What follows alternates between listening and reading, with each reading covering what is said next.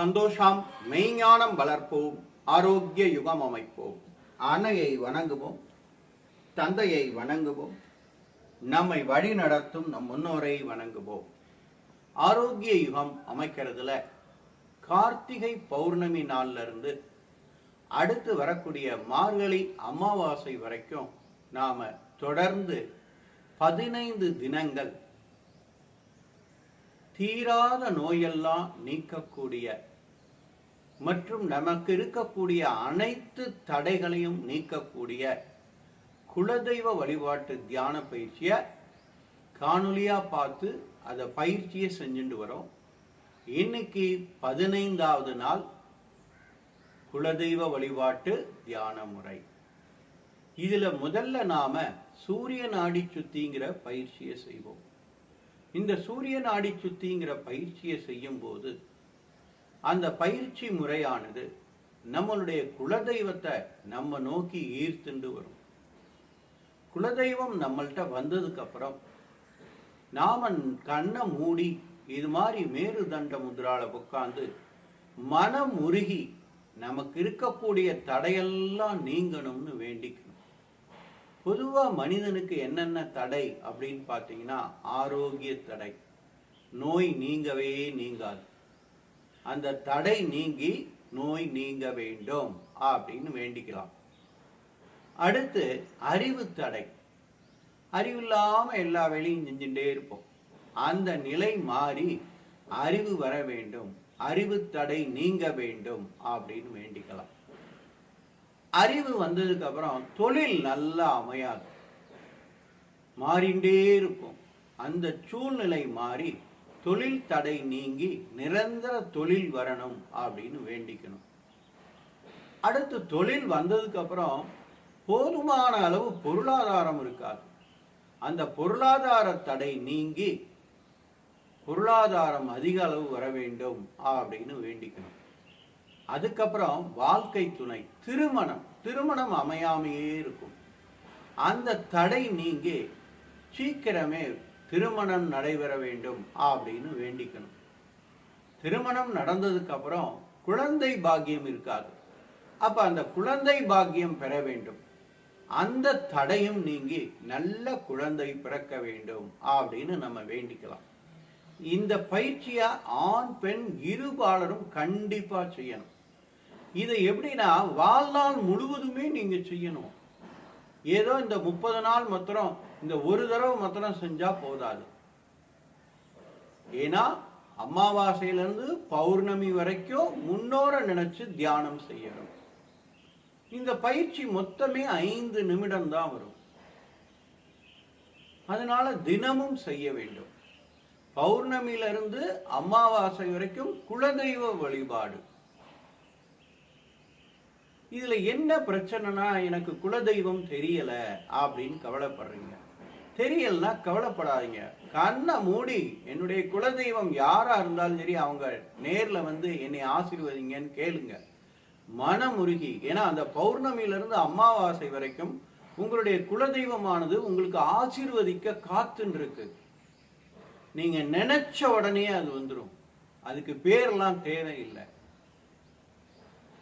பேரு தெரிஞ்சவங்க பேரை சொல்லி வணங்குங்க. பேரு தெரியாதவங்க என்னுடைய குலதெய்வமே என்னை வந்து ஆசீர்வதி, எனக்கு இருக்கிற தடையெல்லாம் நீக்கு அப்படின்னு வேண்டிக்கங்க. நான் உங்களுக்கு தீட்சை கொடுத்தாச்சுன்னு நினைச்சுக்கங்க. ஒரு வேலை செய்யுங்க. பயிற்சியை தொடர்ந்து செய்யறவங்கெல்லாம் ஒரு 101 ரூபாய் எடுத்து வச்சு உங்களுக்கு பக்கத்துல இருக்கக்கூடிய கோவில்ல கொண்டு போய் காணிக்கையா செலுத்திருங்க. இதுதான் நீங்க எனக்கு கொடுக்கக்கூடிய குரு தட்சணை. அமாவாசையிலிருந்து பௌர்ணமி வரைக்கும் ஒரு 101 ரூபாய். அதே மாதிரி பௌர்ணமியில இருந்து அமாவாசை வரைக்கும் ஒரு 101 ரூபாய். மொத்தம் 202 ரூபாய். நீங்க நல்லா இந்த பயிற்சி முடிஞ்சதுக்கு அப்புறம் 1 மாசமோ 2 மாசமோ, ஆனா இத வாழ்க்கை பூரா செய்யணும் நீங்க. அதுதான் நிதர்சனமான உண்மை. ஏன்னா உங்களுக்கு ஏதாவது கஷ்டம் வந்தா ஜோதிடர்களும் ஆன்மீகவாதிகளும் சொல்றதே குலதெய்வத்தை மறந்துட்டீங்க, முன்னோர் சாபம் இருக்கு அப்படின்னு தான் சொல்லுவாங்க. நீங்க முன்னோரையும் குலதெய்வத்தையும் நினைச்சாலே போதும். ஏன்னா இந்து மதத்துல மாத்திரம்தான் நினைத்தாலே மோட்சம் அப்படிங்கிற வாக்கியம் இருக்கு. வேற எந்த மதத்திலையும் இந்த வாக்கியம் கிடையாது. திருவண்ணாமலை அப்படின்னு நினைச்சாலே போதும். அதை பத்தி இன்னொரு காணொளி நல்லா வெளியிடுறேன். அதை பார்க்கும்போது உங்களுக்கு இன்னும் நன்னா புரியும். அப்ப நினைச்சாலே மோட்சம்ங்கிற அளவுக்கு ஒரு சுதந்திரம் நம்ம இதுல இருக்கும்போது நாம ஏன் நினைச்சு தியானம் பண்ணக்கூடாது? ஆண் பெண் இருபாலரும் இனிமே தொடர்ந்து அமாவாசையிலிருந்து பௌர்ணமி வரைக்கும் முன்னோர் தியானத்தையும், பௌர்ணமியிலிருந்து அமாவாசை வரைக்கும் குலதெய்வ தியானத்தையும் செய்வேன் அப்படின்னு உறுதிமொழி எடுத்துக்கங்க. இப்ப குலதெய்வ வழிபாட்டு தியானம் 15வது நாள் பயிற்சி. ஆதி முத்திரை இடது கையில அப்படி வச்சுக்கோங்க. வலது கை ஆள்காட்டி விரலால இடது மூக்க மூடிக்கங்க. நான் ஓம்னு சொல்றப்ப மூச்சை உள்ள இழுங்க. ஸ்வக சொல்றப்ப மூச்சை வெளியே விடுங்க. மூலாதாரம் ஓம் ஸ்வக. ஸ்வாதிஷ்டானம் ஓம் ஸ்வக.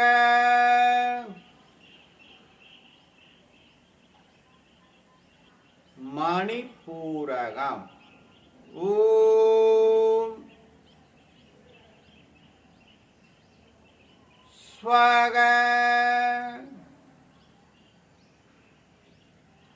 அநாகதம் ஓம் ஸ்வக. விசுத்தி ஓம் ஸ்வக.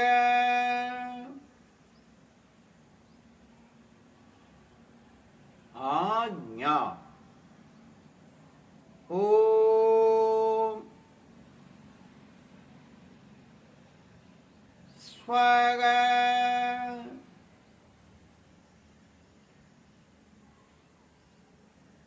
சகஸ்ராரம் ஓம் ஸ்வக.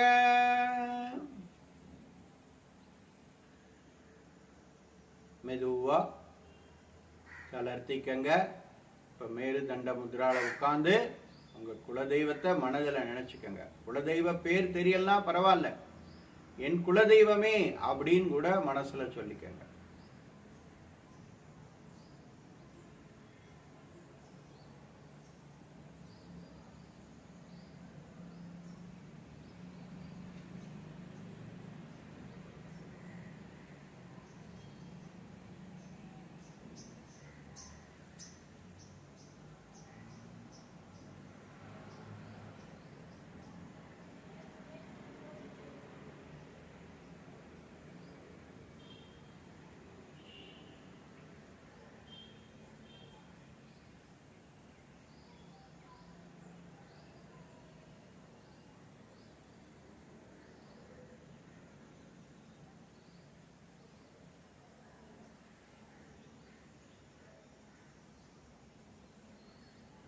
பதினைந்தாவது நாள் குலதெய்வ வழிபாட்டு தியானம் நிறைவடைந்தது.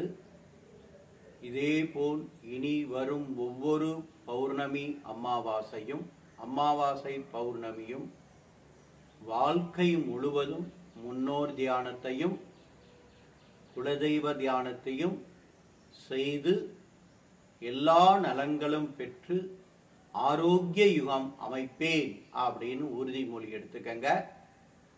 நமது real simple yoga foundation YouTube சேனலை புதிதாக காணும் அன்பர்கள் சப்ஸ்கிரைப் செய்யவும், அருகில் உள்ள பெல் பட்டனையும் பிரஸ் செய்யவும், காணொளிகள் பிடித்திருந்தால் நண்பர்களுக்கும் உறவினர்களுக்கும் பகிரவும், காணொளியில் கூறப்படும் பயிற்சிகளை செய்து பலன் அடைந்திருந்தால் அடைந்த பலனையும் பதிவிடவும், என்னுடன் இணைந்து தினமும் தவறாமல் ஆசனம், பிராணாயாமம், தியானம், மற்றும் முறையான உணவு முறைகளை மேற்கொண்டு உங்கள் உடல் ஆரோக்கியம், மன ஆரோக்கியம், செயல் ஆரோக்கியம் ஆகியவற்றை பாதுகாத்து ஆரோக்கிய யுகம் அமைக்குமாறு அன்புடன் அழைக்கின்றேன்.